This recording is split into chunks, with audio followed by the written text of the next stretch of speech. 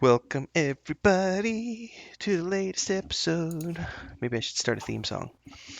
Um, I'm Tim, Hi aka guys. aka Not going to Renfell. sing. You will be alone. I'll be doing it by myself. So Yeah. I'm Tim, aka Renfell. With me today is Ella, as always. Welcome to the latest episode where we're gonna ramble about various topics, somewhat Yeah. related to MMORPGs. Uh-huh. Um, and go from there. I may be turning this into a MMORPG and wine review because the last two episodes I have. So my wife and I have been. I like wine. I drink quite a bit of wine, but we've been actually, since we live in Mexico, we've been starting to test a lot of the Mexican wines. So this is a free promo for Casa Madero. Um, Supposedly it's the oldest winery in the Americas that was started in 1597, and it's called Casa Madero. I said it really fast the first time. And they have a lot of really good wines. And they have a unique way of saying things. So they have a white blend, which I believe is a Cab Sav and a Chardonnay, and it's called 2V because it's got two vinos, dos vinos, so two wines in it. Hmm. And then we just bought a red blend, which has three wines, so they call it 3V. I haven't tried it yet. And then this is the Shiraz. So I'm gonna maybe make this my Thursday afternoon. And one of these days, I promise I'll get actual wine glasses, but I'm a cheap bastard, so I just whatever Uh, is available in the house. and while Renfell is sharing with you his review of the last wine, I can speak to you about tea. So this one is a chai with cardamom and different spices. Ooh, I like cardamom. So it's very good. The surge infusion. I'm a I big do fan that of usually. cardamom gin tonics. That's not the same. It's cardamom. It's a good spice. It's delicious and tasty. Yeah, that's All right. right, so um, I want to talk about dailies. We can start off talking about dailies today, um, Yes. because I know it's something that I've brought up in the past, briefly touched on in probably the very first episode of this show that I ever did when it was a blog post thing. And I talked about the milk runs and etc. And Mm-hmm. but recently in my browsing through Reddit and other places, I've seen some people talking about the sort of the evolution of the daily quest to the point where now most games have taken a page. So before I get into that, I could say that the number one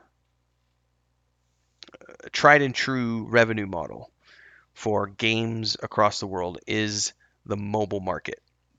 Bar none, the mobile market makes the most amount of money for games across the world. And the one thing that works really well with the mobile market is the daily login, and you get these five things or these 10 things that you wouldn't get if you didn't log in. So you're being incentivized to log into the game to get these cool little trinkets or these coins or things that you can use to buy perks for your character.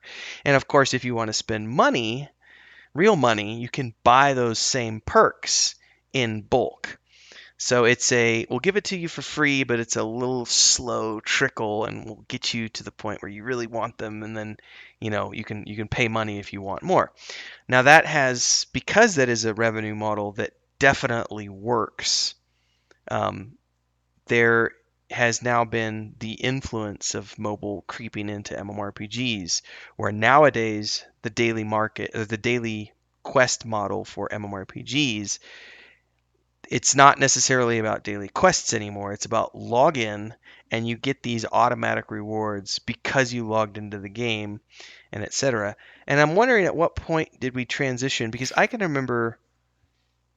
can tell you that. I can even remember EverQuest 2 had dailies, but daily quests, where it was like, okay, you're gonna log in.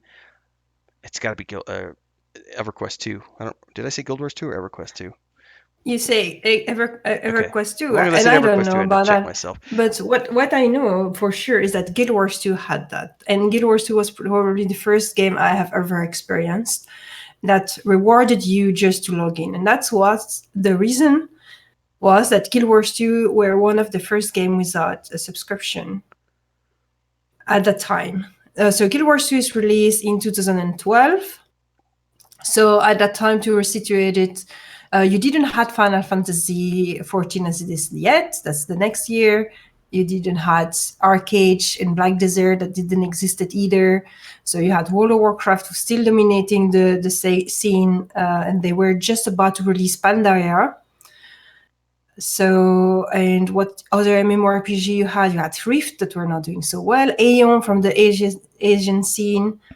And I think that was about it. Guild Wars 2 was supposed to be one of the first MMORPG to modify a little bit the style and the genre, which was a lot more active, more casual also. You didn't have the Holy Trinity, you had those events that were popping in the world, and they had to motivate players to come back in the game all the time, and also to want to purchase items in the cash shop, because that's how they get their revenue. See, but I'm wondering what the difference, because I can remember dailies when I used to do dailies.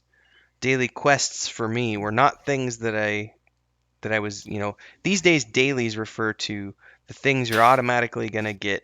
For You have example, you have both. You have both style, and every game has both style of course. And you have a bunch of different dailies to do for every kind of players. And I think dailies are necessary in a game.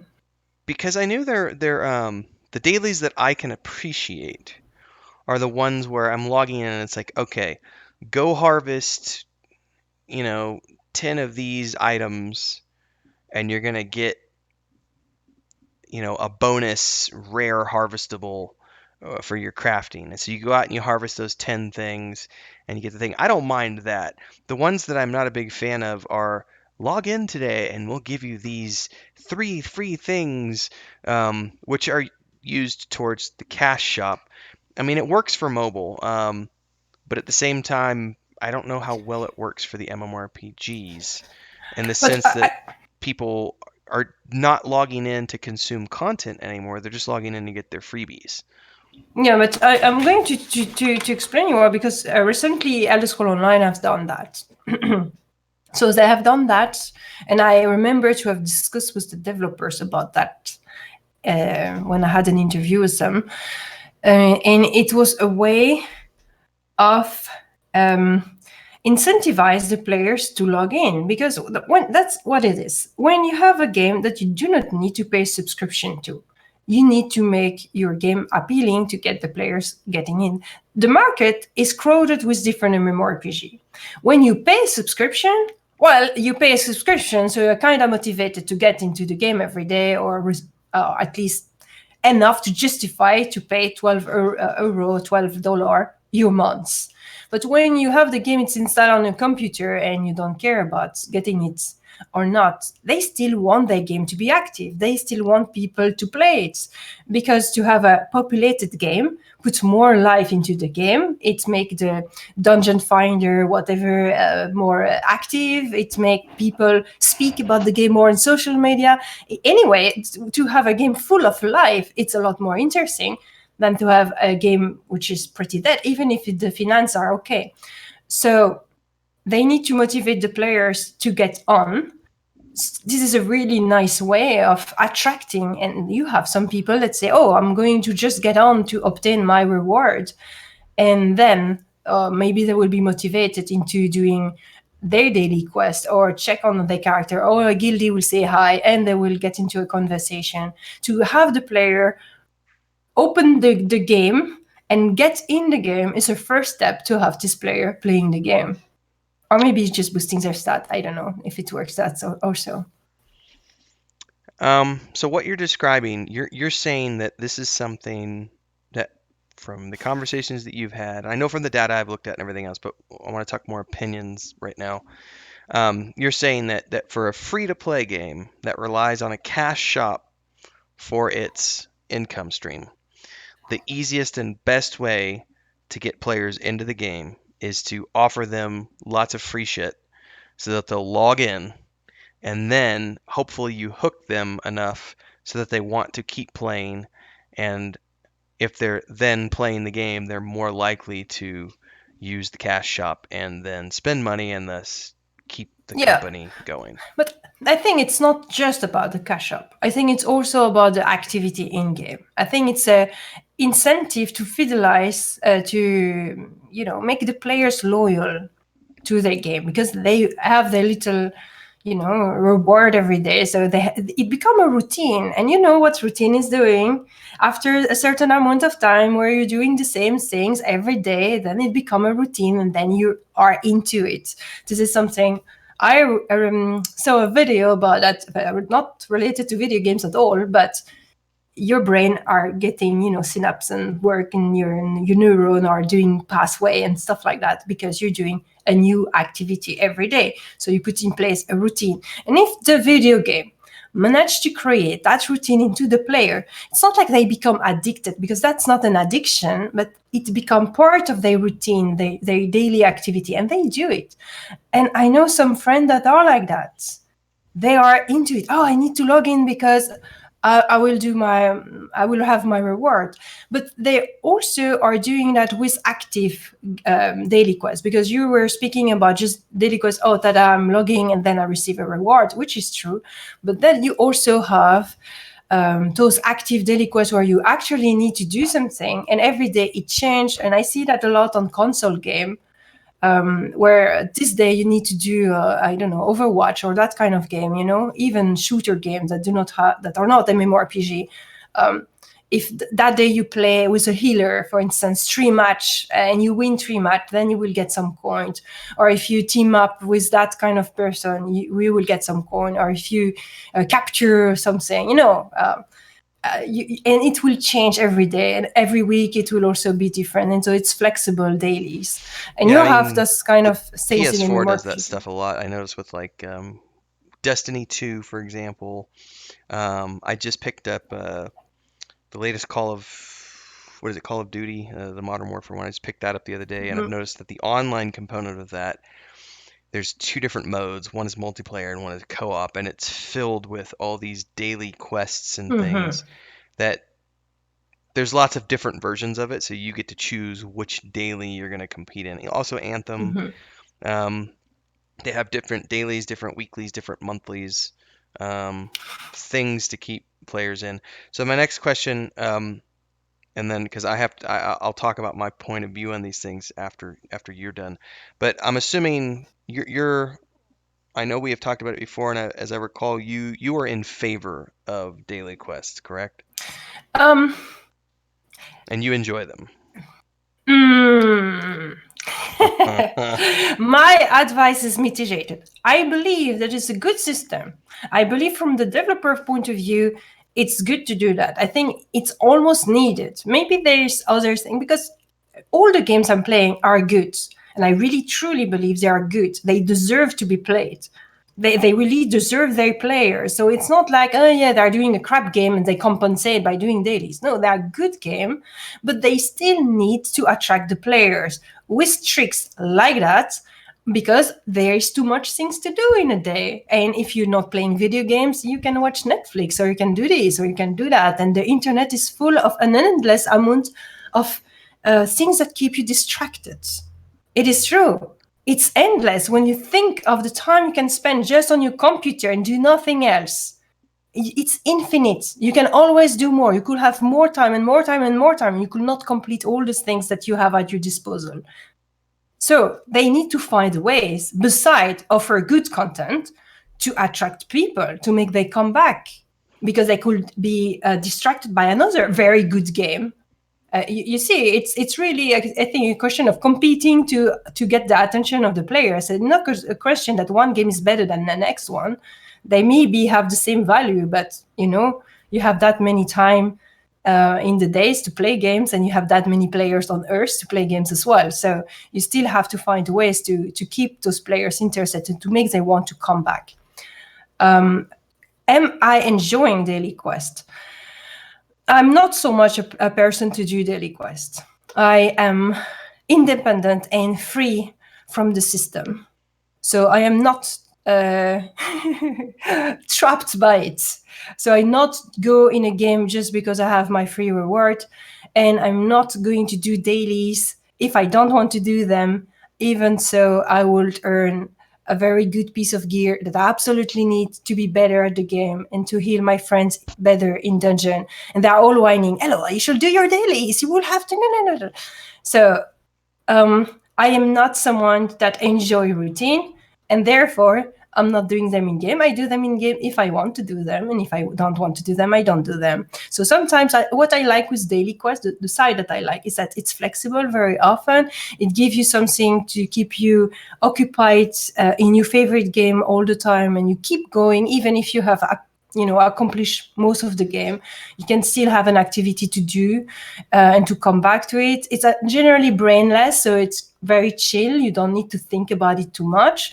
It can give you this feeling of completion, and it can give you rewards that are interesting. So I guess the system is working. It's just like I'm not a slave of it, and I don't want to be one. Okay. So I'm going to I'm going to read some quotes from an article here, which I will link in the YouTube video for people, and also I'll link it in the podcast for those folks listening on Patreon. There's an article over at PC Gamer called "Daily Quests Aren't Fun, They're Tedious," and I'm definitely on this side of the fence. I want to read some things through here because I agree with some of the points you're bringing up as it applies to free to play games, but I think there's a big difference when you start talking about subscription based games, and I'm going to dive into that a little bit and then we'll discuss. Mhm. So there's a couple of major quotes that I want to pull from here. My favorite is, "In execution, daily quests can turn the joy of playing into a monotonous chore. It's not a Mhm. little thank you for playing each day. It's more like clocking in for work so that you can have fun later." Um, and then there's a phrase in here that they talk about daily quests represent a symptom of a wider issue many MMOs and multiplayer games with progression systems struggle with. The feeling that you have to constantly play day in and day out in order to stay relevant. Whether it's a necessary part of grinding in-game currency or an abstract way of gaining power, daily quests almost always leverage the most boring and frustrating parts of a game in exchange for a reward. Put up with this crap, they say, and eventually you'll get something good. So, I am not a big free to play gamer. Even when games offer me a free to play option, I will pay the subscription, assuming that there is a monthly subscription to pay. Good examples of this are Elder Scrolls Online, Lord of the Rings Online, EverQuest 1 and 2, these older games, World of Warcraft. I am more than happy to pay $15 a month to access the content because I am there to play the game and to play the content of the game, not be force fed little fetch quests and you know gather these 5 eggs and kill these 5 things every day and et cetera, et cetera, et cetera. I'm definitely not a big fan of quests in my subscription of daily quests like that in my subscription based games because they to me they feel like chores. It's like I'm logging in and I'm immediately hit with this screen that says do these 5 things and you'll get these things. And I look at the rewards and I'm like, what does that really? I want to go do these quests with my friends. Like, I've got a pre-made group set up. I've got a raid that we're going to do. I've got a dungeon that we're going to go do. I look at these worlds as they are built, and I want to go explore those worlds in their entirety, not go over here and throw my fishing pole in the lake for 5 minutes just so that I can rack up my dailies and then go on about my business. So I appreciate some of what they're saying in this PC game article that daily quests they talk about when they were first implemented, for example, in um, Burning Crusade. They were saying that daily quests at the time seemed like an elegant solution to the age old problem of MMOs never having enough content for players to complete. So Blizzard's solution was to add a system of mundane, repeatable quests that players could grind through each day to work towards long-term goals like earning gold or earning reputation with certain factions. Um, but I've always looked back and said, I've never, not once in 20 years of playing online games, have I ever actually enjoyed daily quests or gotten anything out of them. The only time I've ever done them is if they had a very clear objective at the end of it. Like, oh, I can get this really cool piece of armor that I like the look of, like a really cool helmet or a really cool cloak or something for my character, then I might consider grinding it, and I can turn that part of my brain off that doesn't like it and say the ends justify the means, and I'll just, Mhm. put in the 15 minutes every single day for a month until I get the item, and then it's done.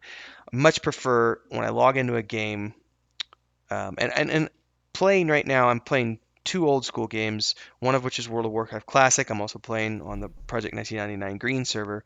So both are very old school, late 90s, early 2000s versions. Neither one of these games offer a daily quest system. Um, One I'm paying a subscription for, the other I'm not. Project 1990 is free, but with World of Warcraft I'm paying a subscription. I've been playing that for 2 months now. I have never once felt like I needed a daily quest to keep me logging into the game and having fun because I'm constantly logging in and consuming new content. But I'm also not a And, power gamer, and yeah, I I'm think you will have some daily quests at the end of World of Warcraft well Classic, if I most recall correctly. Reputation grind and all that kind of thing. They are not. It's not like it presented as dailies, but they No, are kind even of in this in the even in same EverQuest 1 and spirit. EverQuest 2, we had our own version of dailies, which was every Mm-hmm. Tuesday, Thursday, and Saturday, we're going to log in and we're going to run the same raid every Tuesday, Thursday, and Saturday for the Mm-hmm. next 2 months until everyone in the guild gets the item that they want. And that kind of was the earliest iteration of a daily quest, which is why I always come back to I don't need a game giving me daily quests because I already have Yeah. those anyway. I've got content to consume, but I'm also not a solo gamer. I am a social gamer, so I don't play if there's not other people. If I don't have people to play with, I don't log into an MMORPG. I will go play PS4 and play The Witcher or something else where Mm. it's a single player game. If I'm going to pay a monthly subscription and if I'm going to log into an MMORPG, I'm there to do things with other people. It's an MMORPG, not an RPG. So for me, it's one of those things where I don't need daily quests for to have fun in MMORPG. I just need there to be a world that's big enough and interesting enough and fun enough that I want to come back and play it every single day without Yeah. gimmicks. And that's something maybe because I'm also new to World of Warcraft. Um, I still have not. I'm not bored with it. I'm not getting bored because of nostalgia. It's still very new to me. So, just Mm-hmm. like with EverQuest 1 and EverQuest 2, I got 7 years out of each one of those games because it was new content, new expansions, everything else. Star Wars: The Old Republic, I've played that game on and off for when did it come out? 2011, so 8 years now. Yeah. Yeah. I've gotten, I don't play it full time, but I've gotten easily 8 years of entertainment out of Star Wars: The Old Republic. Um, and even when I've gone back and I played earlier this year for about 6 weeks, I just paid for 2 months of subscription and played characters. I never touched a daily quest. I just did my class quests and the storyline. I was like, yeah, this is so cool. Got my lightsaber. I'm gonna run around and This is do true. stuff. I'm going to jump into Yep. this because I completely understand your point of view, and I am more a player which is a little bit more like you on the regard of the dailies. But in the same times, I know very well why they are done and why they are beneficial to a game. Well, I And, understand why they're done in a free-to-play game, but for a no, but subscription-based game, I'm still yes, for skeptical. for subscription too, because the point is not just to grab the player attention so he buys stuff in the cash shop. It's to keep the game active. You have players that literally live in the game. They spend all their time. They have 10 different alt on several accounts. They are playing Horde and Alliance or whatever, combination of things. They are doing PvP. They are raiding. They are doing all the stuff. They have all the best equipment. They still need to do. Otherwise, they say there's not enough content when it's coming the next patch, and the developer cannot pull out enough content to keep those people satisfied. So the daily system is kind of a nice solution because they are optional, they are not forced. You can progress in the game. It's a good help, but you can generally progress in the game without touching the dailies. But if you want more goals, if you want this super fancy mount, if you want the reputation with this, or if you want all the achievement in your achievement log, you can do those quests, and they offer variety. You can even do in the case of World of Warcraft, for instance, you can still do all dailies from a past expansion just to get this fancy mount or these little pets that you would like, or to have those piece of equipment to increase your wardrobe or transmog. There's still reason to keep you doing this, and as they are optional, they are not really needed for you. Well, you can choose to do them or to not do them. If you don't like it because you find them boring, then don't do them. The only problem is that for some player that want to maximize their character, they want their character to be at the top. They will feel forced to do it. If they have 10 alt, they will feel forced to do it with their 10 alt. And that is something I don't understand. And I know friends that are doing that. They are coming into a game, into World of Warcraft, for instance, doing all of their dailies with all of their character every day. How can you not have a big overdose of the game you're playing with doing that? I don't know how they handle it. But for some people, I don't know, it's their drug, it's their heroin, and they do it and they kind of hate it and enjoy it in the same times. Whatever floats their boat, I say. More option, always the best. Yeah, I think there's something to be said for more options for players to enjoy the game is a good thing. But I also think there's a fine line between shitty chicken fodder, that's just there for the chickens to come peck at, and actual daily content that's worthwhile and has value to it and is fun and engaging and adds value to the player character, but also is something that's entertaining to the individual as opposed to repetitive and boring. Because that's the one thing that the PC Gamer article talks about was oftentimes, more often than not, daily quests in games feel like chores. But yes, but I will answer you to that. You have the system of World Quest in World of Warcraft. That's Which how they quests? came. It's called World Quest. Okay. So it's quests that pop up in the world. Every day they are different. They are in a different zone. So you have no. They are in all the zone, but in different days you have bonus reward for different zone. So if you are nitpicky, you only do your 5 daily quests in just that zone. If you really want to spend your day doing dailies, you can do in all the zones, but the reward is less. Anyway, so you have many different quests. Each quest are different. They are different every day. They are in different zones. You can do all of them, or you can choose which area you're doing, in which day you do. They have a system which is quite sophisticated enough to really make you to avoid just what you described, which is the repetition. But it doesn't matter what you're doing. If you're doing your daily quest every day with your 5 character, no matter what the game is proposing to you, it will become repetitive. Just the fact that you have to log in the game to think about, oh, I need to do my dailies with my 5 character, I already find that a repetition, and I will hate it. Personally, I like diversity, but there's people that like routine. It's making them feel secure. What I find very important is that daily quests, to make them nice, they need to be flexible, they need to be diverse enough, they need to be at least a little bit fun, and not too long, not too difficult. They need to be more, enjoyable, more playful. I think they need to be playful, and World of Warcraft is doing a good job with that, I think.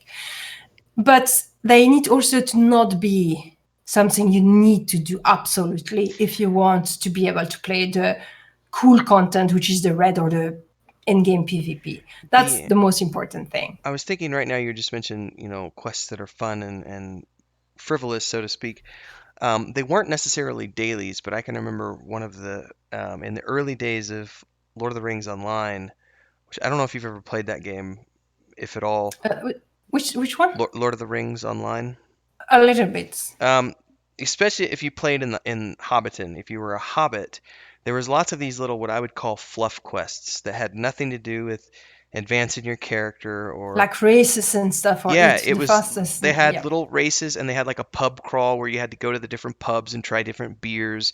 And then they have the like you could deliver mail and you had to avoid the nosy hobbits. So they would show up on the map as this little eyeball and you have to avoid the eyeball to deliver the mail because otherwise they're nosy and they come, "Oh, what are you delivering?" And so they were fun little quests that you could do. They weren't necessarily dailies, but they were just like fun Mm-hmm. quests.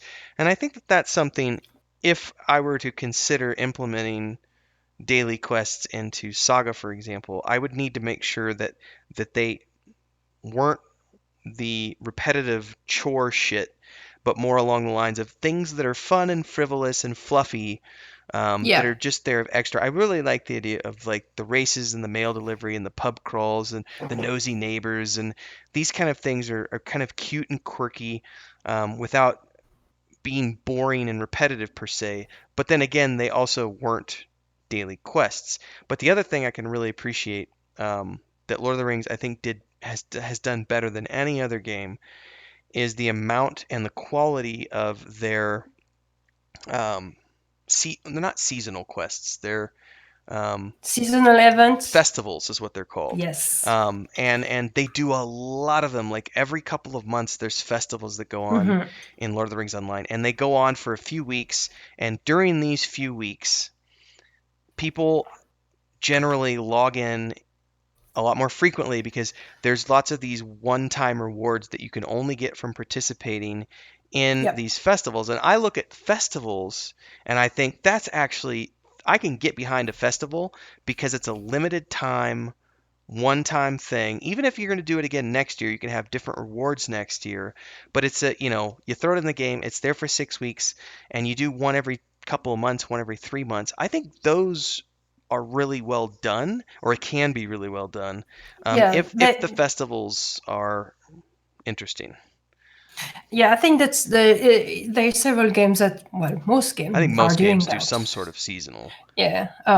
Final Fantasy is really good, and they change it every year, so it's always a new, different story, and you have different rewards.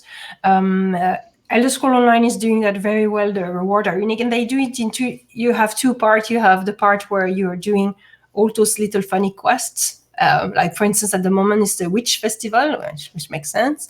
But you also generally have more reward or special reward when you do dungeons, for instance. So you also Yeah. have a motivation to do dungeon, and you have more experience when you're doing specifically dungeon. So it's also in the same time as the Festival of the Witch, it's also the Festival of the Dungeon. Suddenly there's more people doing the dungeons. This is So that, something. Is it Final Fantasy 4? You played more than I have. Is it Final Fantasy 14 that has the daily dungeon thing that you can do? oh yeah, Is it you Dungeon yes. Roulette or something like that? Yes, you have that. So when in Final Fantasy, how it works is that you, for the one dungeon in each sort of level layer or scale, well, like from 1 to 50, and then to 50 to 60, etc. So each this, for the first dungeon you get a bonus reward, and then you have an extra bonus if you're choosing a role that is needed, generally tank, obviously. And that's because, as in Final Fantasy, you can play all class on the same character. So you can come on your character, play different class that may have different level. So you can, in the same times, level, your paladin that needs to grant some level and stuff like that. And it also keep those low dungeon always active, because there's always people coming, and it's always beneficial for you, even if you're a max level character, even if you have all of your classes that max out, you can still get some gold as a, well, some gil as a reward in the case of Final Fantasy, or something like this. You can always have a benefit. The thing is that, and this is something that I found a little bit sad, but that's how it is for a lot of players. If you do not have a reward to do something, they will People won't not do do it. it. Yeah, we've Which actually is discussed stupid, because for me the reward is playing the game, played but game with that's my me. friends.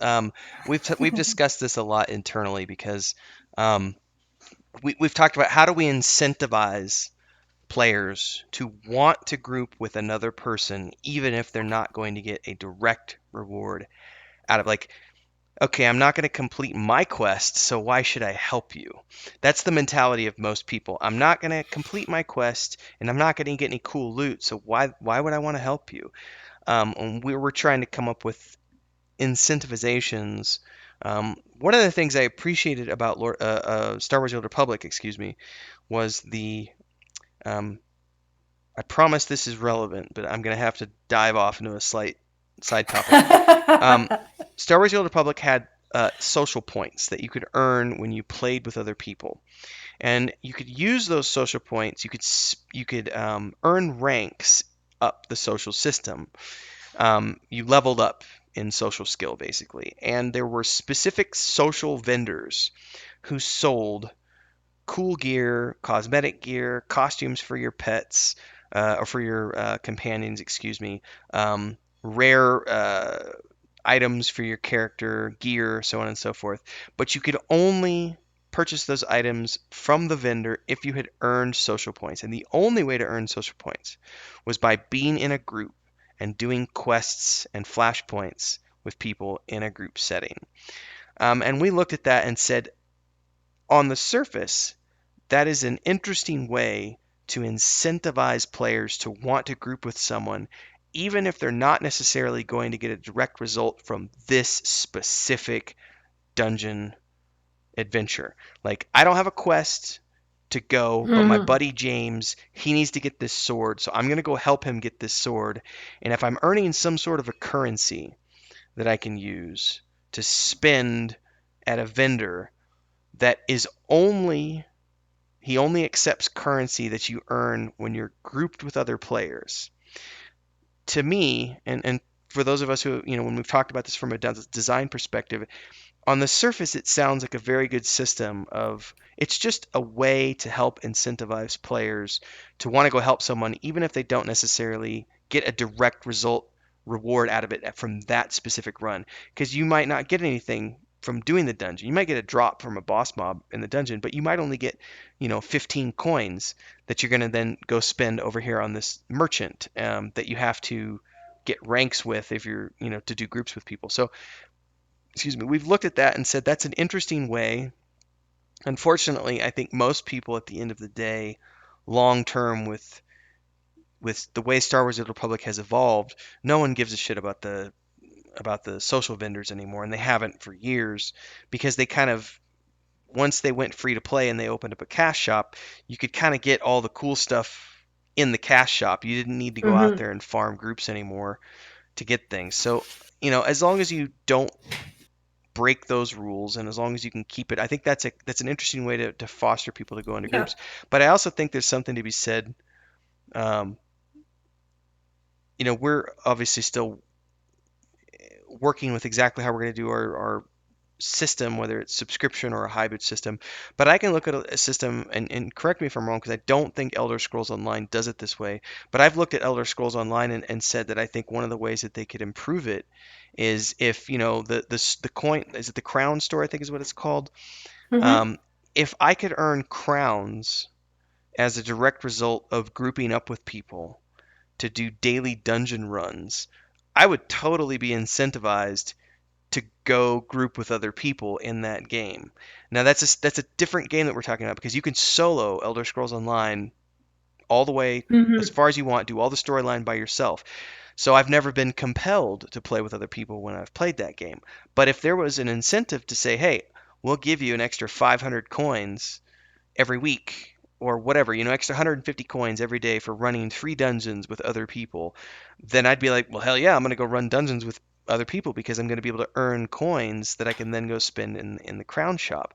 I think there Yeah. are ways to incentivize people to go do dungeons. What's the reward that you get in Final Fantasy 14 for doing the roulettes? Is it just coin or anything or You got experience sure? and you got Gil, so gold. So just coin for in-game items. No, it's just yeah, you got money, or gold, the equivalent of gold. It's called Gil in Hmm. Final Fantasy, and you got experience. So for you can level easily your character like that. It can be beneficial for leveling your character to do it that way. And you have many different way of you have plenty of sort of dailies in Final Fantasy that you can do if you want. You have reputation to earn with the Beast Tribe. You have always 3 Beast Tribe by expansion. So there are specific tribe. They are generally funny little quests that you can do. And you can, of course, open a shop that they will sell with specific, cosmetic stuff that you will earn from those tribes. Um, you have, yeah, you have a challenge log also every day you can do. If you want to do some challenge, you will earn different type of rewards for earning those challenges. It can be gold, it can be experience, or it can be a certain currency that you can use in the casino. Well, you have different type of things. It's kind of well made, and it's give you always something to do. And I think that's what games try to offer, is that you always have something to do. And if you're a player which is more casual or only focusing on the main content, you can skip all of that and ignore it and not feel that you need to do it. But if you're spending your life into the game. So this brings me to another question, which I think we briefly talked about today, but I'm thinking more about it in the conversation of dailies and what type of game they operate best in. What do you think makes, because I think as of this time we've only got two major games right now that still charge monthly subscriptions, and that's World of Warcraft and Final Fantasy 14. Mm-hmm. Um, Yes. the vast majority of other games, and by vast majority I mean like pretty much every single other game on the planet, is free to play or buy to play, um, and has, if anything, they have an optional subscription. Why do Mm-hmm. you think that Final Fantasy, for example, because World of Warcraft's still a little different because it's still huge compared to Final Fantasy 14. Final Fantasy 14, by comparison to World of Warcraft, is a much smaller game. Um, Still has big numbers, but at the same time, World of Warcraft at its peak has sold more than 100 million copies, and I believe the max that the last I've heard was around 17 or 18 million for Final Fantasy 14.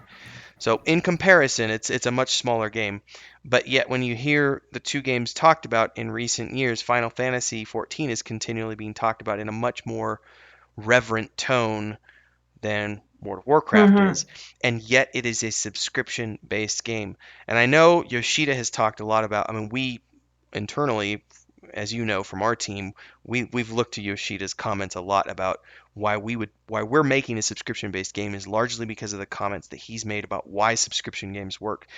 But I would like to hear, a little bit from you about, why do you think it works so well with Final Fantasy 14 but doesn't work well for, say, Guild Wars 2? But Guild Wars 2 has never been a game with a subscription. Sure, but I mean, theoretically, it could be. I don't know that their community would go for that, but I mean, I guess what I'm asking is when you maybe not just Guild Wars 2, but any game in comparison, Yeah, why do you think Final Fantasy 14 continues to work so well even when it's a subscription-based game, when so many of the people of the internet would have you think that subscription-based games are dead? Because obviously they're I not.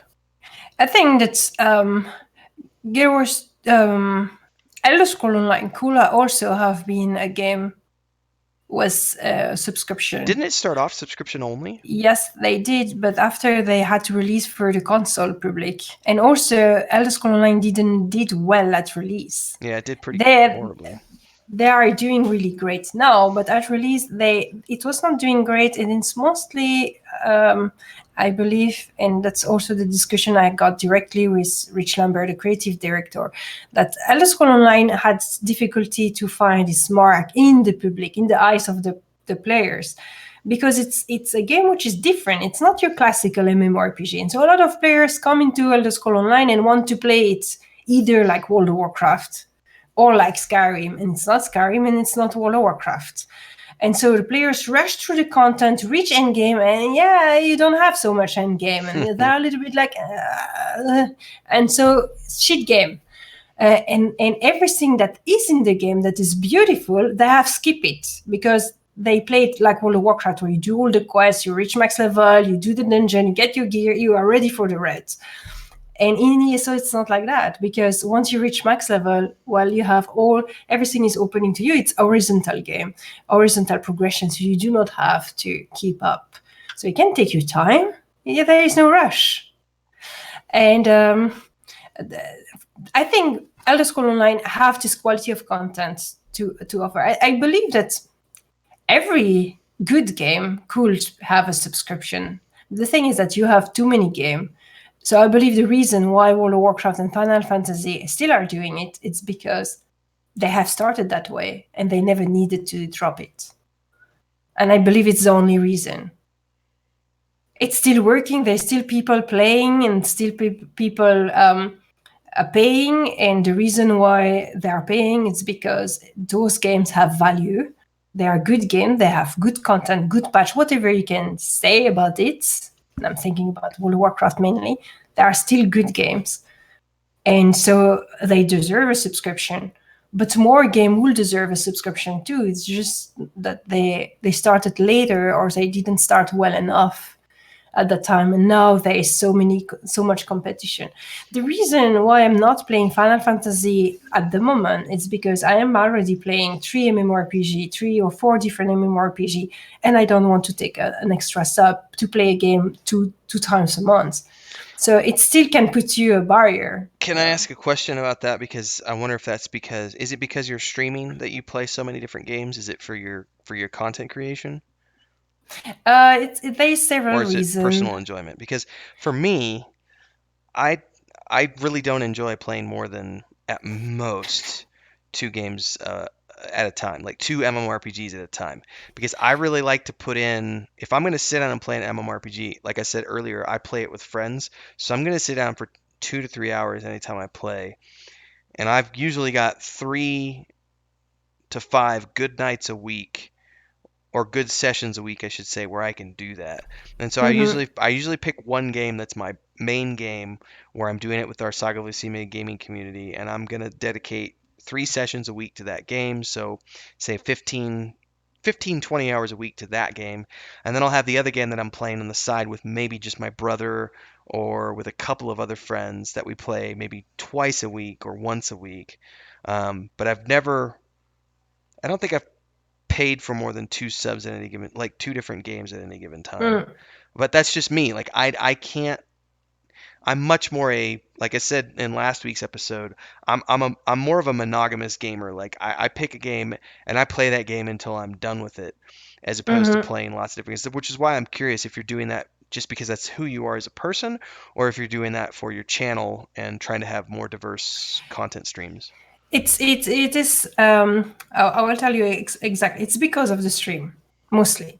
Because if I was just following my own pulsion, I would play one main game like you, and maybe a second game on the side, and maybe at some other point I will change the game and I will take some break and stuff.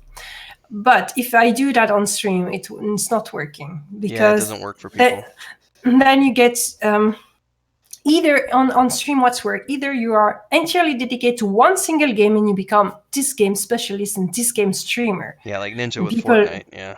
yeah, or you have a diversity and you need to keep up the diversity to keep the people. So if there's people that like to see Elder Scroll Online, I need to play at least once a week Elder Scroll Online so they come back to see Elder Scroll Online, and maybe they will stay the other day, because they get to know me and they start to like me, rather than the game I play. And so, which is why I have 3 different games, and I continue to keep those 3 different games, so I can always satisfy the viewers that has came for the first time for that game in the first place, but also to not enclose me in a single game. Because what happened is that if you do that, you play one only game and then suddenly you change because, oh, come on, after 3 months now I want to play this new game that's released, and then suddenly like 70% of your viewers doesn't come anymore. So I choose to do that way, which is harder to build up, but I think on long term will be more beneficial because it means that I can have an overdose of any game and stop to play it. I will still have, enough things because I'm not putting all my eggs in the same basket. This also leads me to the something I've talked about before in blog posts. I feel that subscription-based games are more basically subscription-based games are better for players who are going to be playing at least 3, 4 sessions a week to justify Mm-hmm. paying that monthly subscription. Whereas the Yes. free-to-play games are like, I'm only going to log in once a week, so it doesn't it's not worthwhile for me to pay a subscription because I'm only going to be here for 2 hours every week. So I might get 6 to 8 hours a month out of this game. Therefore, it's better for me to just go to the free to play option and maybe just, if I want a cool outfit, I spend $10 in the store and get the outfit that I want. You know what I mean? Um, Hmm. I can definitely Yeah, see that. you have different model for different type of people, and I see every sort of. You have the students that do not have the money to play all the. You have the game jumper that like to play games, different game all the time. Of Hmm. course, they cannot follow, so they need free to play game. It's easier to do that. You have the people that do not have the time. They just have like you say 2 hours by week. They can squeeze to have their little gaming session with themselves, and they are happy. So it need to be a game that is casual friendly, that offer you content that is fun enough to do, to enjoy it for those 2 hours. And I think that Guild Wars 2 and Elder Scrolls Online are a very good game for that. And the fact that they are not subscription based are a very good point. While you see the difference also. This is very interesting. World of Warcraft and Final Fantasy has a vertical progression. Elder Scrolls, Guild Wars 2, and let's not speak about Arcade and Black Desert But because they're all that's horizontal. yes, you do not have an end game which require you to have this. I'm doing this red and then I'm doing the next red, etc.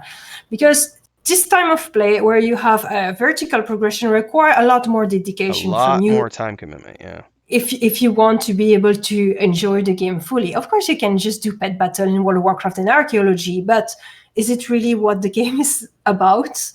So you have this, and it's the same with PvP and getting in the arena championship, but whatever. I'm not really into that, so I cannot speak about it. But if you want to be a good PvPer, you need to play often, and I guess you need to do a lot of match by week to keep up your rank as well. Hmm. So it's why certain games are a lot more casual friendly, not because they are easy, but because their content is more flexible for people that just want to have a little session once a week. And they are easier to get back into as well. Yeah, because you can just jump in and out as you want. Yes. I mean, I've talked about mobile games a few times in the past. Of like, I have a couple of mobile games. One's a pool. I play pool, which is stupid, but it's something. It's a time burner. It's a time burner. It's literally when I'm in the bathroom, and it's just like, well, I'll play I some pool. don't do that. I don't do And then I that. have a Star Trek game that I've had for like 5 or 6 years. That is a free-to-play title with really expensive microtransactions, and I've never spent a dime on it. But that one I'll play if I've got nothing else. If I'm laying in bed and I can't sleep, I might get on it for like 10 or 15 minutes to play. But it's literally made that way so that you can not play it for 2 months and it doesn't matter because when you come back, it's for you and it's not meant to be consumed in a Hmm. group setting. It's not PvP. It's none of that. It's just a cool little browser, little mobile game that you can log into for a couple hours here and there and feel like you're in the Star Trek universe. So I think that's something to be said. So I want to close on this, and I have a question that I want to ask on a closing note. So if you had to pick, Nice. if you Nice. had to pick free to play or subscription, which would you pick? Um, a few times ago, I will have tell you subscription. Uh, Now I think there's good in both. Okay. Yeah, there's pro and con in both sides. I have always been a fervent subscription-based defender, but there's benefits that is quite important into having it buy to play or free to play, whatever. The benefits is that you do not have this requirement. Or of course, if you have plenty of money to throw by the window, you don't care. But if you're still a bit careful of what not wasting your money, you do not feel guilty of not playing that game for sometimes, and you can. It's give you this freedom. It gives you a feeling of freedom. Oh, I can get into when I want to. When you have a subscription, you need to commit.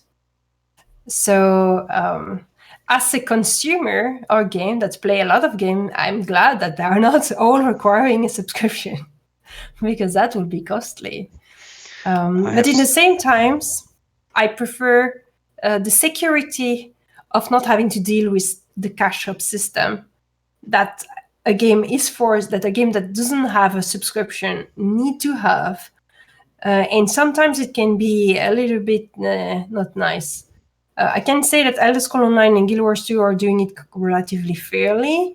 It's okay the way they're doing, but there are still things that are, limits that I don't really appreciate. They stuff that, in my opinion, should not be in their shop. They're not paid to win, but it's on the edge. borderline stuff. Yeah. Yeah, I'm definitely in the subscription-based camp. Like I said earlier, even if the game is free to play or buy to play, if they have a subscription option, I will always pay for it because I'm a big fan of. I want access to 100% of the content, no holds barred. Um, and I don't want to deal with all the pop-ups. I think one of the worst games I've ever played that doesn't even offer a subscription option, as I recall, on the PS4. It's Neverwinter, which is it's an MMO basically. But on the PS4, in the middle of your screen, it's constant. Like every 30 seconds, there's a pop Mm. up in bright purple text that so and so has gotten this piece of loot by opening a loot box. And it's constant. It's like every 15, 20, 30 seconds, there's this bright flash, and you cannot Oh, turn it off. You can't move it. You might be able to I pay a see your subscription for that, nightmare. but that drove me. I tried to play that game because I love Dungeons and Dragons. I love the lore of Forgotten Realms. I love everything. Mm-hmm. I've played all the other Neverwinter Night PC games and everything else. I was like, I'll give this MMO a shot. I quit within like 2 days because that flashing spam, I just Mm-hmm. couldn't take it because it's like I don't care what people are getting from loot boxes. I don't need to see that, or I just want to play the game and have fun. And if you're going to force me to stare at that text, I'm just not going to play your game. Like I don't care about your cash shop. Like I just want to play. And I have bought things from cash shops like Star Wars: Old Republic. Since it has gone free to play, I have bought things from the cartel. I have bought things from the EverQuest 2 marketplace. I have bought things from the EverQuest 1 marketplace. I am not against cash shops. Perfect example of this is the most recent time we did a progression server with the EverQuest 1 is a couple years ago, maybe for the progression server Agnar. And I didn't want to wait. You get free coins every month for your monthly subscription. And I didn't want to wait an extra month to get the 500 coins because I only needed like another 150 coins to be able to get a mount from the Mm-hmm. store. And the mount gives you mana regen and all this other stuff. So I was like, I can either wait another month and I'll get my 500 coins, which gives me the 150 that I need. I can spend $5 and get like 300 coins or something. So I literally was like, I'm just gonna spend the $5 because I can get them out now, as opposed to waiting another month. So I have totally done that. Um, but at the same time, I think that it's a lot different. I think in a game like EverQuest that's 20 years old, and that's not impacting anyone by me purchasing a mount on a progression server because people have already played that content. They played that content 20 years ago. So Mm-hmm. it's not like it's new and fresh. I think there's a big difference where it's new content and people are actively playing it to progress through it, and there's that competition of guild versus guild, even if it's not PvP, just like the who's going to get there Mm-hmm. first. It's not fair if someone can buy their way to the top. So that's the Yeah, I distinction totally for agree. cash shops. So But here it's also the same thing with ESO and Guild Wars too. You don't really have world first and that kind of things. You yeah, don't it's not have that this vertical competition. Yeah, and that's make it, it's very, very casual. different. So it doesn't matter if you get a mount or something. And generally, cosmetic or convenience, what they call, and that's the part which is a little bit dodgy because you can Yeah, the different skip. things are convenient for different people. Yes, That's exactly. And tricky. you can skip game mechanics that they are putting in place and that are slow grind, We and had you a can really good skip. discussion last night about mounts and how they destroy, like they destroy the world, like especially flying mounts. Flying mounts are the ones that really wreck a game if the game was not originally designed to have flying mounts. I saw it in Yeah, that's EverQuest why they 2. don't. That's why they don't do it anymore. Yeah, because it ruins games. So, for everybody watching, what is your preference? Free to play or subscription, and why? Also, if you have some really good examples of what you think are the best free to play systems or the best Mhm. subscription based games or the best cosmetic shops. I've heard lots of good things about Path of Exile. Never played it. Probably something I should look into, but it's definitely one of those games where I've heard that their cash up is purely related to cosmetics and buying your own personal spell effects and things. So I'd love to hear from you in the comments section below. Let us know what you think about each system, which one is your preferred system. Thanks for tuning in. Also, thanks to all the new subscribers, everything else. Don't forget you can find links to all of Eloa's stuff below in the YouTube description. Don't forget to click the bell icon and subscribe, all that good junk. Thanks, and we will see you Thank you. Have a next good week. day. Take care. Bye.